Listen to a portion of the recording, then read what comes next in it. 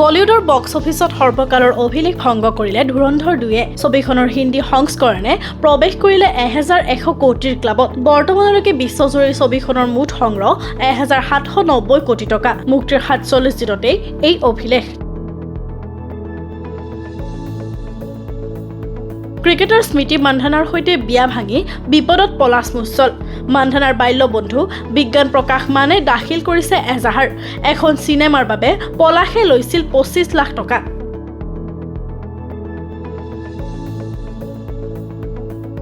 প্ৰয়াত অভিনেতা ইৰফান খানৰ বহু বছৰ ধৰি বন্ধ হৈ থকা চলচ্চিত্ৰ দ্য লাষ্ট টেনেণ্ট অৱশেষত মুক্তি পালে। ছবিখনত দেখা গৈছে অভিনেত্ৰী বিদ্যা বালনকো। মূল দৃশ্যসমূহ হেৰাই যোৱা বাবেই ইমান দিনে মুক্তি পোৱা নাছিল ছবিখনে। চলচ্চিত্ৰ পৰিচালনা কৰিছে সাৰ্থক দাসগুপ্তাই।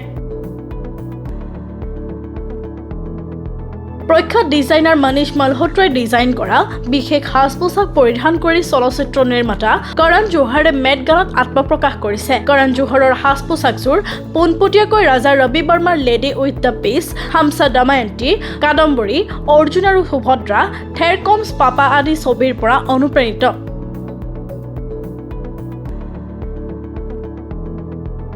জ্যেষ্ঠ ভাতৃ ছানী দেওলৰ পিছতেই ববি দেওলেও বক্স অফিচত ধুমুহাৰ দৰে দখল কৰিবলৈ সাজু হৈছে। ববি দেওল আৰু সৈন্য মালহোত্ৰা অভিনীত ছবি বন্দৰ অহা জুন মাহৰ 5 তাৰিখে ছবিগৃহত মুক্তি লাভ কৰাৰ খবৰ পোৱা গৈছে। বিজয় থালাপতিৰ জয়ৰ পাছত চৰ্চাত তেওঁৰ এখন বিশেষ ছবি গোট। ছবিখনত বিজয়ে চলোৱা বাহনখনৰ নম্বৰ আছিল TN07 CM 2026 অৰ্থাৎ TN তামিলনাডু CM মুখ্যমন্ত্ৰী 2026 নিৰ্বাচন অনুষ্ঠিত বৰ্ষ। সম্প্ৰতি এই আচৰিত সংযোগে ব্যাপক চৰ্চা লাভ কৰিছে সামাজিক মাধ্যমত। ৰণবীৰ কাপুৰৰ জ্যেষ্ঠ ভগ্নী আৰু আলিয়া ভাটৰ ভনীয়েক ৰিদ্ধিমা কাপুৰ চাহানিয়াই 45 বছৰ বয়সত গ্ৰেণ্ড বলিউডত অভিষেক ঘটাব। ৰিদ্ধিমাৰ মাতৃ নীতু কাপুৰ আৰু কমেডিয়ান অভিনেতা কপিল শৰ্মাৰ সৈতে দাদি কি শাদি ছবিখনত দেখা যাব। অহা 8 মে'ত চিনেমাগৃহত মুক্তি লাভ কৰিব চিনেমাখনে।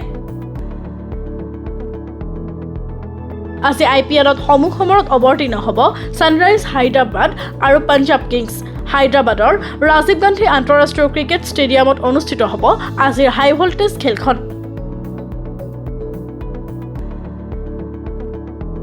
BCCA আনুষ্ঠানিকভাৱে 2026 চনৰ IPL ফাইনেলখন বেংগালুৰুৰ পৰা নৰেন্দ্ৰ মোদী ষ্টেডিয়াম আহমেদাবাদলৈ স্থানান্তৰিত কৰিছে। স্থানীয় কৰ্তৃপক্ষই উল্লেখ কৰা সুৰক্ষাজনিত সমস্যা তথা বিভিন্ন অসুবিধাৰ বাবে এই সিদ্ধান্ত লোৱা হৈছে।